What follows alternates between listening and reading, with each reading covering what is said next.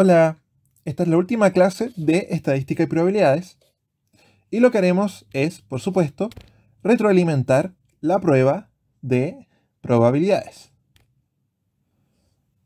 Por eso, el objetivo de hoy es la retroalimentación de la segunda prueba de proceso.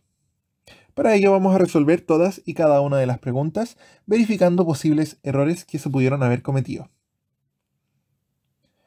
En primer lugar, teníamos un verdadero y falso.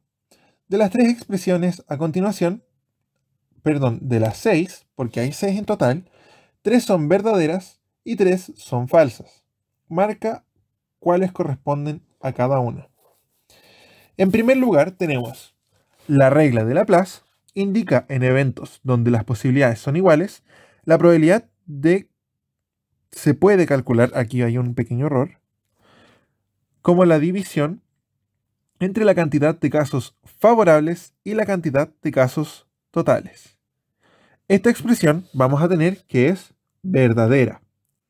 ¿Por qué? Porque por supuesto recordemos que la regla de Laplace me indica que la probabilidad de un evento equivale a la probabilidad, a la cantidad de casos favorables para el evento dividido los casos totales. Luego, si dos eventos son independientes entre sí, entonces la probabilidad de que ocurra uno se ve afectada por la ocurrencia del otro. En este caso, vamos a tener que esta expresión es falsa. ¿Por qué? Porque si son independientes, entonces la probabilidad no se ve afectada. ¿Por qué entonces? Porque si son independientes, vamos a tener que ninguno afecta al otro. Luego, la probabilidad de que ocurra el evento A, sabiendo que ocurrió el evento B, se denota como B dado A. En este caso, vamos a tener que esta expresión también es falsa, porque se anota al revés. Es la probabilidad de A dado B, no la probabilidad de B dado A. Luego, vamos a tener la probabilidad de que ocurran dos eventos al mismo tiempo, se denota como probabilidad conjunta o de la intersección. Y en este caso vamos a tener que es cierta, porque la probabilidad de que ocurran dos eventos al mismo tiempo se anota como la intersección de estos eventos, porque tienen que ocurrir sí o sí los dos eventos.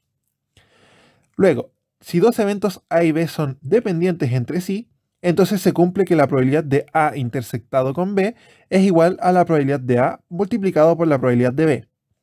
Esto es, por supuesto, falso, porque esto solo ocurre si es que los eventos son independientes. O sea, esta parte de aquí está mal. Y finalmente, la probabilidad de que ocurran los eventos A o B se nota como probabilidad de A unión B.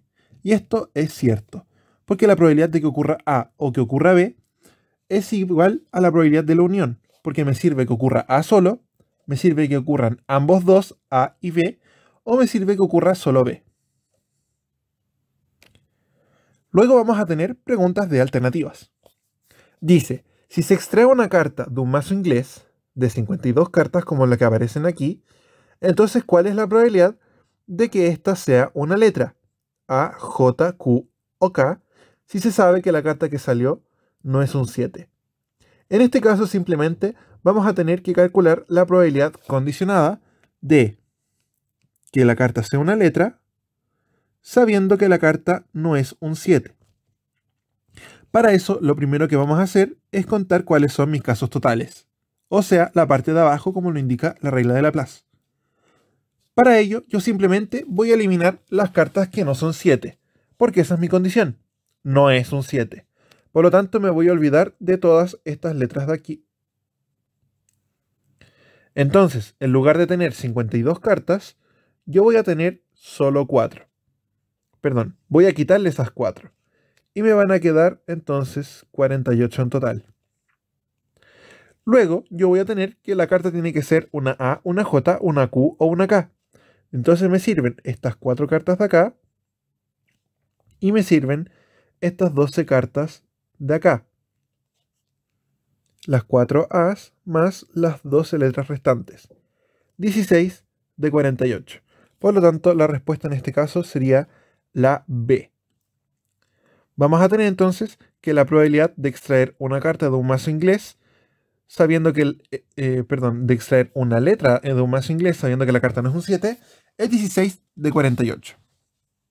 Mucho ojo, porque si es que alguien puso 4 de 48, quizás se olvidó de contar las 4 pintas. O sea, solo contó una A, una J, una Q y una K, y se olvidó que son 4 pintas. Lo mismo si es que alguien marcó que en total hay 52 cartas. Probablemente se olvidó de descontar los casos, la condición. Por lo tanto, es muy importante recordar que la carta que salió no es un 7. La siguiente pregunta me dice que al lanzar un dado normal de 6 caras, ¿cuál es la probabilidad de que el resultado sea un número primo o un número par? ¿Qué significa esa O? Significa que me sirve o que sea un número primo, o que sea un número par, o bien que sea un número primo y par al mismo tiempo. Entonces, en este caso me está preguntando la probabilidad de que sea primo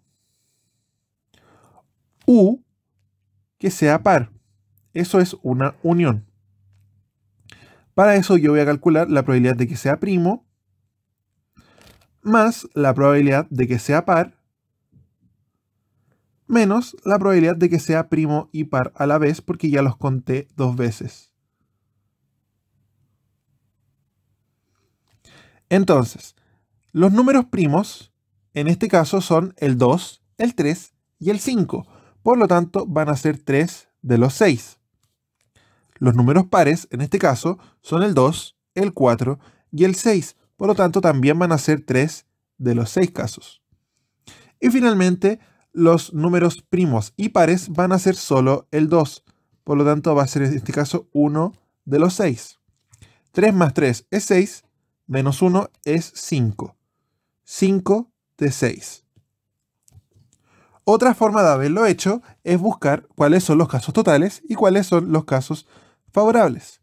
En este caso vamos a tener que los números son 1, 2, 3, 4, 5 y 6, de los cuales los primos los voy a encerrar en un círculo. 2, 3 y 5. Y ahora los pares los voy a encerrar también en un círculo. El 2 ya está encerrado, el 4 y el 6. Vamos a tener que todos los números que me sirven son el 2, 3, 4, 5 y 6. Por lo tanto, son 5 casos favorables, de los 6 casos en total. Por lo tanto, en este caso, me sirven 5 de 6. La siguiente pregunta dice, si dentro de un curso se elige un estudiante al azar, se tiene que la probabilidad de que éste tenga un perro como mascota es del 47%. La probabilidad de que tenga un gato como mascota es del 35%, y la de que tenga otro tipo de mascotas es del 5%. Si ningún estudiante tiene más de una mascota, ¿cuál es la probabilidad de que al elegir un estudiante al azar no tenga mascota? En este caso, vamos a tener un caso de probabilidad total. ¿Por qué? Porque o tiene un gato, o tiene un perro, o tiene otro, o no tiene nada. Entonces, los que tienen gatos son el 35% del curso. Los que tienen perros son el 47% del curso. Los que tienen otro tipo de mascota son el 5%. Y me están preguntando cuál es el porcentaje de los que no tienen nada. Ahora, nos podemos dar cuenta que un estudiante puede o tener un gato, o tener un perro, o tener otro tipo de mascota, o no tener nada. No existe otra probabilidad. Entonces, la probabilidad de que sea un estudiante es del 100%. ¿A qué me refiero?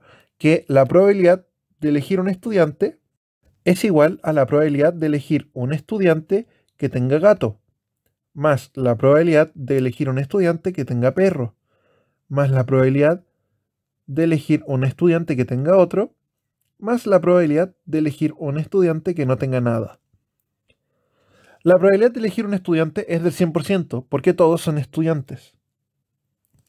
Y eso va a ser igual entonces a 35% más 47% más 5% más mi incógnita. Y si yo sumo 35 más 47 más 5, voy a obtener entonces, lo voy a hacer aquí a mano, quedan 7, sube 1, 87%. Por lo tanto, 100% va a ser igual a 87 más un número que yo no conozco. Y ese número entonces va a ser 13%. Por lo tanto, el 13% de los estudiantes no tiene ninguna mascota. Ahora, en este caso hay que tener mucho cuidado con lo que me están indicando. ¿Por qué? Porque el 100% son estudiantes y el 87% tiene una mascota, porque me están soplando el hecho de que ningún estudiante tiene más de una mascota.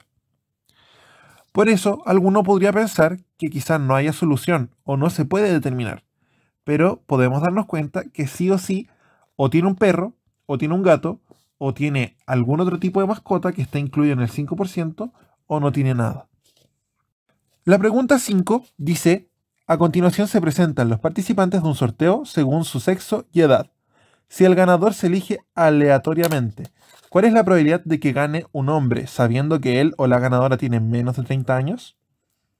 Entonces, en este caso, me están pidiendo la probabilidad de que el ganador sea un hombre sabiendo que tiene más de 30 años.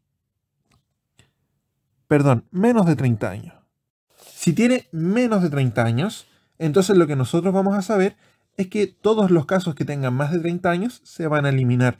O sea, yo me voy a olvidar de la existencia de todas estas personas. Mis casos totales ya no van a ser las personas que tengan toda esa edad, sino que van a ser solo las personas que tengan entre 10 y 19 y las personas que tengan entre 20 y 29.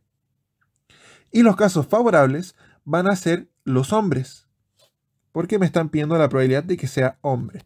Así que voy a tener aquí 8 y 27. 8 más 27 es 35. Y 15 más 49 es 64. Por lo tanto, vamos a tener que la respuesta en este caso sería la alternativa... sería la alternativa B. ¿Ya? Eso pasa cuando uno no revisa bien las alternativas. Sería en este caso la alternativa B. ¿Por qué? Porque es 35 partido en 64. Mucho ojo, como me acaba de pasar a mí, de no olvidar la condición de que los ganadores no tienen que ser sí o sí un hombre con menos de 30 años. Entonces yo me voy a olvidar de los 100 casos totales. Me voy a quedar solo con los 64. Otro error posible pudo haber sido que uno considere que el ganador fue sí o sí una persona entre 20 y 29 años, olvidándose de los niños entre 10 y 19. O pudieron haber pasado otras situaciones, como haber considerado que son los hombres, como ocurre en la alternativa A. O ver que son 38 hombres en total, como ocurre en la alternativa C. Así que por eso es tan importante considerar cuáles son mis casos favorables y mis casos totales. La pregunta 6 dice que un estuche contiene 3 lápices rojos y 2 negros. Si se sacan de a uno 2 lápices sin regresar el primero al estuche, ¿cuál es la probabilidad de que ambos sean negros? Entonces, en este caso, podemos resolverlo utilizando un diagrama de árbol. Si yo saco un lápiz, o es rojo o es negro. La probabilidad de que sea rojo va a ser entonces 3 de estos 5 lápices, mientras que la probabilidad de que sea negro va a ser 2 de estos 5. La probabilidad de que sea rojo en el segundo va a ser en este caso 2 de los 4 lápices en total, porque yo ya saqué uno rojo y me quedan 4 lápices en total. Mientras que la probabilidad de que sea negro es 2 de 4, porque yo no había sacado ninguno y me quedaban 4 lápices en total. Mientras que en el segundo, cuando yo tengo un lápiz negro primero, la probabilidad de que sea rojo va a ser 3 de 4, porque me quedaban 3 lápices rojos de los 4 en total, y la probabilidad de que sea negro es 1 de 4, porque solo me queda un lápiz negro. Pero ahora me está pidiendo la probabilidad de que ambos sean negros. Por lo tanto, yo lo que voy a hacer es multiplicar estos dos valores. 2/5 por 1/4. Y si yo simplifico, me va a dar aquí 1 de 10. Por lo tanto, la respuesta sería en este caso la alternativa C. Mucho ojo con la alternativa B porque es una trampa. Nos va a indicar que la probabilidad va a considerar solo el primer caso, que yo saqué un lápiz negro, pero no va a considerar el segundo. En la alternativa D y A pudo haber un pequeño error de cálculo, así que mucho ojo si es que obtuviste un resultado así. Luego dice que en la imagen se presenta una urna con esferas de colores, de entre las que se deben sacar 3 esferas al azar y sin reposición. La primera esfera es una de color gris. ¿Cuál es la probabilidad de que las otras dos también lo sean? Entonces, en este caso, yo sé que saqué una esfera de color gris. Por lo tanto, yo ya la saqué. Me voy a olvidar de ella. Y me están pidiendo la probabilidad de que las esferas que yo saque sean de color gris también.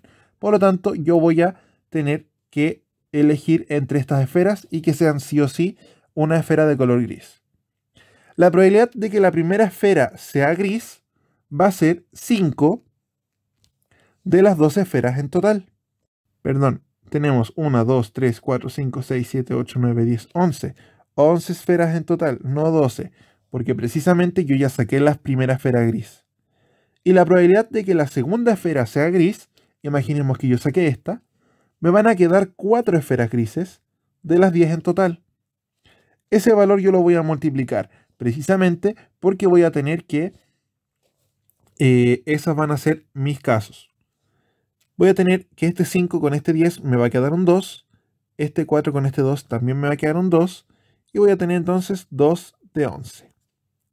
Otra forma de haber visto este caso es mediante un diagrama de árbol, como en el caso anterior, donde nosotros teníamos que la probabilidad de que la segunda esfera fuera gris o no fuera gris era, en este caso, 5 de 11 y en este caso 6 de 11, porque hay 6 esferas que no eran grises. Y luego voy a ver gris, no gris, y en este caso sería también 4 de 10, mientras que en este serían 6 de 10. Y multiplicamos los dos valores de acá, obteniendo exactamente el mismo resultado, que sería la alternativa D. Finalmente, tenemos la prueba de desarrollo. Dice, una compañía farmacéutica desea reemplazar su modelo de pruebas de embarazo con el fin de reducir costos. Para ello propone una nueva prueba de embarazo cuyo costo de estudio de producción es menor.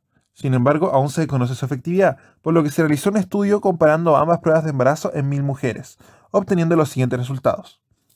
A partir de los resultados, ¿cuál es la probabilidad de obtener un resultado falso en cada una de las pruebas? Luego, ¿con cuál de las dos pruebas de embarazo te quedarías y por qué?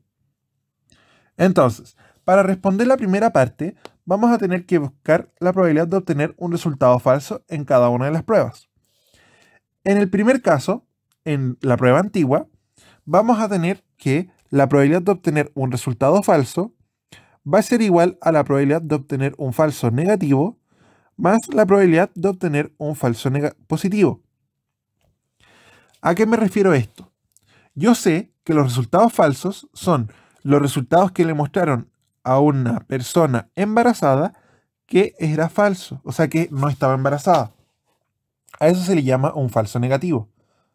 Mientras que si es que una mujer no está embarazada y le tira un resultado positivo, se le conoce como un resultado falso positivo.